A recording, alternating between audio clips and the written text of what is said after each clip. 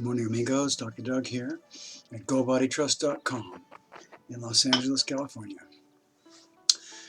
Today, I'd like to talk about vaccinating children. It's a hot topic and a difficult one for me. I have mixed feelings about it. Did you know that the Chinese were the first that I know of to invent inoculation? That's right. 1,000 years ago, some Chinese doctors recommended that patients and children snort through a straw powdered cowpox, right? To prevent smallpox, which has always been a deadly killer for people in the world. And it worked. Wow. That's 1,000 years ago. We know before that kings and emperors would take little bits of poison in order to strengthen their Wei Qi, their immune system, just in case somebody tried to poison them. And it generally worked. They give a little bit of poison to the immune system and it gets stronger.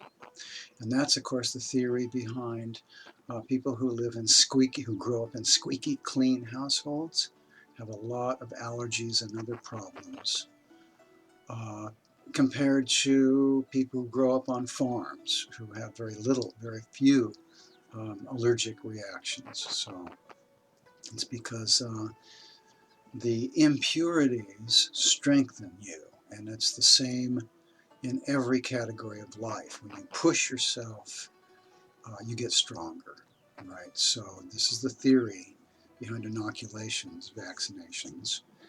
And you know, it has practically eliminated some very deadly diseases like smallpox and polio. We don't see much diphtheria around, really. We don't see whooping cough.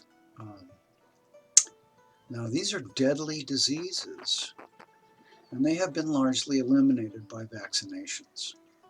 And now we live in a rich, fat country, as opposed to, let's say, the United States of 100 years ago, where people actually went without food and were scrawny and deficient, and sanitation was horrible, so diseases multiplied. Well, now we have modern sanitation. And we have overfed children rather than underfed, which is a whole set of other problems. So the need for all this vaccination, I have to wonder about it, especially given the fact that some children, I mean, I've heard horror stories of some children just having all kinds of problems after being vaccinated right away too. Reactions, right? Allergic reactions, physical reactions. And then there's that whole mental trauma. I mean, sticking a big needle in a 1-year-old, that can't be very good for his mental health, can it, right? I remember when I was in grade school, standing there watching kids standing in line, and they're literally peeing in their pants waiting to get shots. In California, you're supposed to get 11 between K and 12. Right. Of course, I didn't have to get shots because I was a Christian Scientist, so I was exempted. And I did get chicken pox in the 4th grade, and it kept me home from school. It's not life-threatening. It's damned uncomfortable. But I got a week off from school. My mother was there to take care of me every day, and I got a vacation.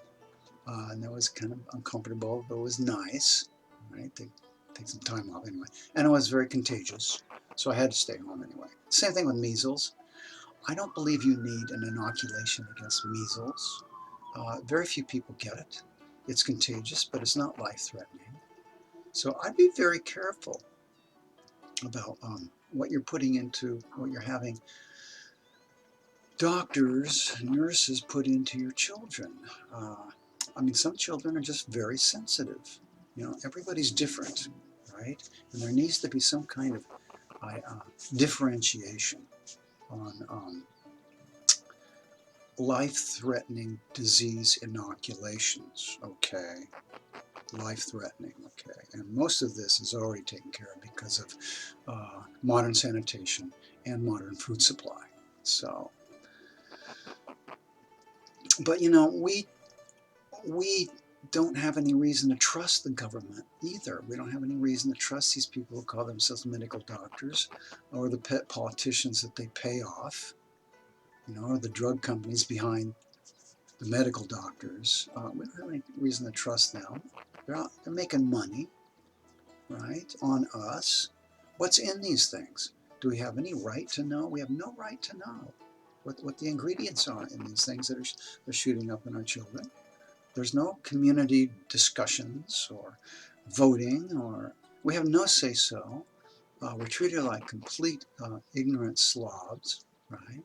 We can't possibly know what this is. We can't possibly research it, research side effects, and make that decision for ourselves, can we? We're treated like cognitively impaired, redheaded stepchildren who need the super smart experts to run our lives for us. People are not going for that anymore. They were in the 50s when everybody was marching in lockstep, but those days are gone, long gone. So I don't know. I'm still conflicted, so that's the best I can do. Well, thanks for putting up with me.